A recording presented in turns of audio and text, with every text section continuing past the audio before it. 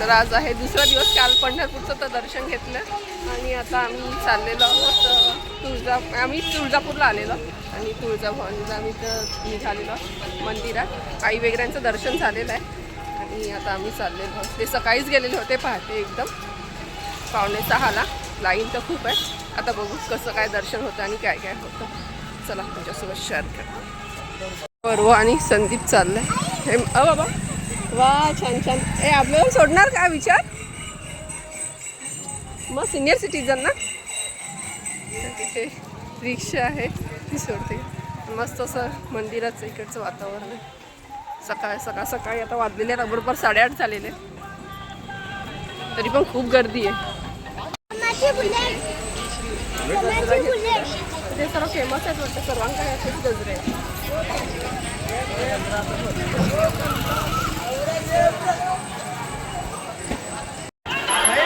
इथे गणपतीचं आधी मंदिर आहे. त्याच्यानंतर पूर्ण हे मंदिराची लाईन आहे. लाईन म्हणजे मंदिराचा एरिया आहे. चला आता जाऊया.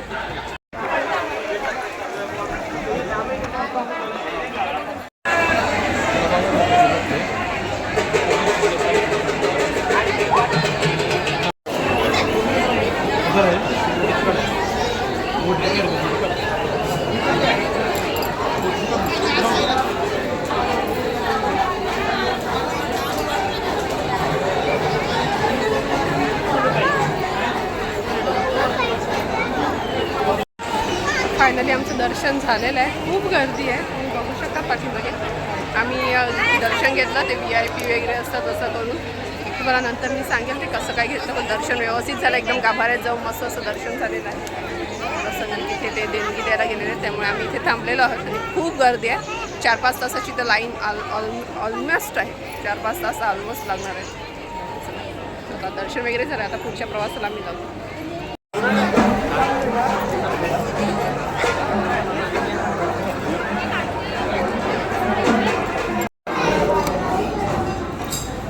छोट्या मुली पण घालते बघ.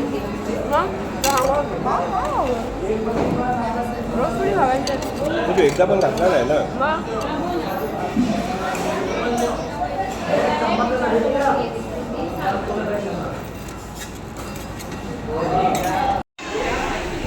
फायनली आता आम्ही अक्कलकोटला आलेलो आणि स्वामी समर्थांचं मंदिराचं दर्शन झालं. स्वामी समर्थांचं दर्शन झालेलं आहे आणि आता आम्ही निघत आहोत. आणि खूप रश आहे आणि त्याच्यापेक्षा जास्त तर ऊन आहे. बापरे भयंकर ऊन आहे आणि गर्दी तुफान आहे. ॲक्च्युली गर्दी कमी आहे परंतु थोडीशी सिस्टम नाही मंदिराची. प्रॉपर सिस्टम नाही आहे. त्याच्यामुळे खूप सो इथे चालले सर्व. आता आम्ही गाडीत बसतो आणि आम्ही दुसऱ्या ठिकाणी प्रवासाला निघतो आहे. ते पार्किंगमध्ये आलं पण खूप जास्त सिस्टम नसल्यामुळे त्या सिस्टम थोडीशी सिस्टमॅटिक नसल्यामुळे खूप त्रास होते. खूप धक्काबुक्की केली जाते. खूप पण मंदिराचं दर्शन झालं फायनली मस्त. चला आता मी निघते. हो आंबे बघा किती लागले. आपल्याला असं वाटतं की कोकणातच आंबे आहेत परंतु नाही. इथे भरपूर आंबे आहेत. रस्त्याला आम्ही इतकं बघतोय ना. खूप झाड आहेत आणि इथे गाडी आपली इथे आहे. पप्पा वगैरे चालले. सर्व गाडी पूर्ण उन्हात आहे. पूर्ण ओपन पार्किंग आहे त्याच्यामुळे.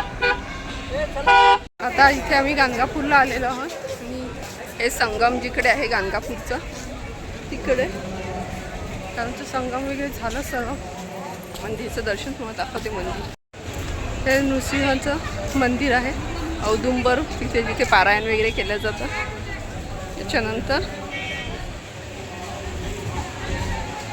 आता आम्ही प्रॉपर जिथे गाणगापूरचं मंदिर आहे दत्त महाराजांचं तिथे जाणार. आता इथे आई आणि मम्मी चालत आहे. त्यांची दोघींची जोडी जमली आणि आता आम्हाला इथून निघायचं आहे. 6 वाजले. 7 वाजता आम्हाला पोचायचं आहे गाणगापूरला.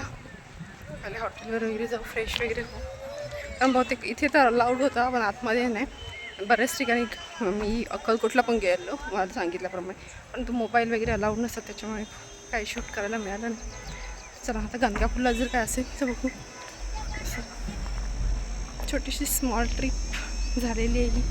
अजून बाकी आहेत थोडे 1-2 स्पॉट ते करूया आपण. सो आता आम्ही आलेलो आहोत गाणगापूरला.